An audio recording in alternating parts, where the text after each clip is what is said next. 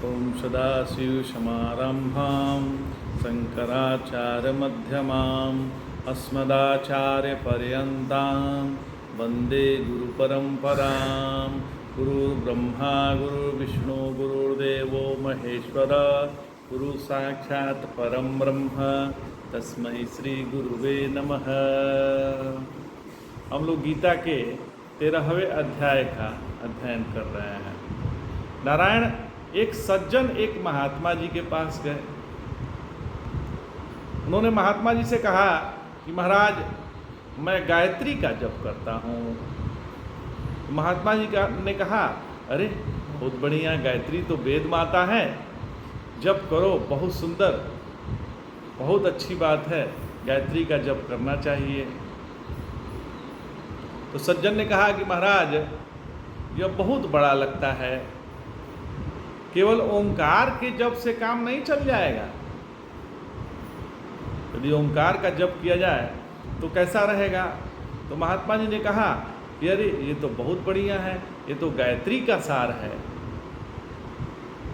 ये जो ओंकार है यह तो बहुत बढ़िया है और यह तो गायत्री का सार है, इसको करना चाहिए। फिर सज्जन ने कहा कि महाराज ठीक है, लेकिन ओंकार का जप में किस अवस्था में करें, मतलब पवित्र होकर करना चाहिए, पवित्र होकर नहीं करना चाहिए, इसमें बहुत ही दिक्कत है। तो कोई इसलिए राम ही नाम क्यों न जप करें? मतलब आपकी राय हो तो हम राम का ही जप करें। तो कहे कि राम नाम तो सबका सार है, बहुत अच्छा है, राम का नाम जप करिए, बहुत अच्छा है, राम का नाम जपा करिए। तो सज्जन ने कहा कि महाराज राम राम भी रोज ज़्यादा हो नहीं पाता, तो यदि केवल दिन भर में 2 बार कर लें तो काम चल जाएगा कि नहीं? तो महात्मा जी बोले कि बहुत है भैया, 1 से 2 बार बहुत है, 1 बार भी राम का नाम ले लीजिए तो आपका जीवन का नैया पार हो जाएगा। फिर सज्जन ने कहा यदि मैं रोज रोज न कर पाऊँ, रोज रोज न ले पाऊँ और कभी भूल जाऊँ, छूट जाऊँ तो क्या करूँ? तो महात्मा जी ने कहा कोई बात नहीं, कोई हर्ज नहीं, जब मर्जी तब लीजिए। तो इस कथा में जो महात्मा की स्थिति है इसी का नाम होता है अनुमंता। अनुमंता मतलब आपको कोई राय नहीं है, आपका कोई अपना राय नहीं है, आप जो कह रहे हैं बस उसमें हाँ में हाँ मिला देना है।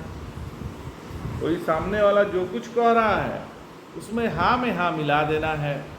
जैसे मरवाड़ी भाई लोग कहते हैं जो थारी राय सो मारी राय। तो जो आत्मदेव है वो थारी राय सो मारी राय लेकर ही चलते हैं और सबसे न्यारे रहते हैं। सब में रहे, सबसे न्यारा, ये सबके भरता हैं, सबका भरण पोषण करते हैं और सबके महेश्वर हैं। यही पुरुष परमात्मा है। इसी देह में बैठे हुए देहाभिमान से विनिर्मुक्त पुरुष को जो परम स्वरूप है उसी का नाम परमात्मा है। आपका भी एक नाम परमात्मा ही है।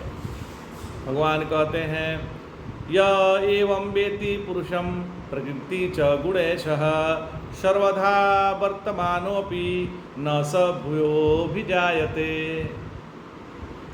जो इस प्रकार पुरुष और गुणों के सहित प्रकृति को जानता है वह सब प्रकार वर्तता हुआ भी फिर जन्म नहीं लेता। तत्व किस प्रकार रहे उसका जन्म नहीं होता, वाह्य व्यापार से उसका कोई संबंध नहीं होता। प्रारब्धानुसार उनकी रहनी अनेक प्रकार की होती है। वैसे जैसे कि कहा है क्वचित् शिष्ट क्वचित् भ्रष्ट क्वचित् भूत पिशाचवत नाना रूप धरो योगी विचचार महीतले। तत्वज्ञ पृथ्वी तल पर अनेकों रूप से विचरता है। कहीं वह शिष्टाचार का पालन करता है, कहीं भ्रष्टाचारी हो जाता है और कोई भूत प्रेतों सा आचरण करता है। कोई तत्वज्ञ अवधूत वृत्ति में रहते हैं, कोई राज्य शासन करते हैं, कोई कर्म उपासना करते हैं, अध्याय 6 का श्लोक 31 में भगवान ने कहा सर्वथा वर्तमानो अपि स योगी मयि वर्तते। किंतु बोध हो जाने पर फिर उसका अनात्मा में आत्मबुद्धि नहीं होती। वह जागृत आदि किसी अवस्था में रहे, उसकी आत्मदृष्टि का लोप नहीं होता, उसे कभी संशय विपर्य नहीं होता, क्योंकि एक सच्चिदानंद के अलावा कोई दूसरी सत्ता वह नहीं देखता। यही उनका पुनर्जन्म लेना है और यही गुणों के सहित प्रकृति को जानना है। वास्तव में एक चिन्ह मात्र से भिन्न प्रकृति की कोई सत्ता नहीं है महाराज, ऐसा जानना ही प्रकृति को जानना है। नारायण किसी महात्मा जी के पास एक जिज्ञासु गए। महात्मा जी बड़े उदार थे, बोले कि तत्वमसि, तू परम ब्रह्म है, परमात्मा का स्वरूप है। जिज्ञासु ने कहा कि मैं तो पापी हूँ महाराज, इतने संबंधी मेरे हैं, मैं एक नन्हा मुन्ना 70-80 किलो का आदमी हूँ, मैं भला ब्रह्म कैसे हो सकता हूँ। यह असंभावना सा विपरीत भावना से ग्रस्त हो गया। फिर उसने सोचा ये महात्मा जी ठीक नहीं है, ये तो मुझको ब्रह्म बतलाकर मुझको फंसाना चाहते हैं। जरा और किसी महात्मा जी के पास जाकर देखूं। वह दूसरे महात्मा जी के पास पहुंचा तो पिछले महात्मा जी ने जो बात उनसे बताया था वो पहले ही उन महात्मा जी को बता दिया। तो उन्होंने कहा कि वो महात्मा जी तुम्हें गलत बता दिए, ठीक नहीं किया। उन्होंने कहा कि प्रतिदिन ऐसा करो, तुम प्रतिदिन 500 उपला गोबर का बनाओ और उसे धूप में सुखाओ, ऐसा 12 वर्ष तक करो। फिर तुम ऐसा करो कि 12 वर्ष तक बर्तन धो और फिर 12 वर्ष तक तुम सबके लिए घर का खाना बनाओ। ऐसे थोड़े ही ईश्वर मिलता है, मेहनत करनी पड़ेगी, बिना मेहनत के ईश्वर नहीं मिलता।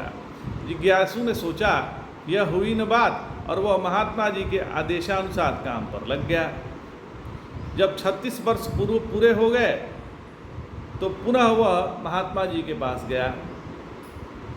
तो फिर वो महात्मा जी के पास बोला कि गुरुजी अब तो 36 वर्ष पूरे हो गए।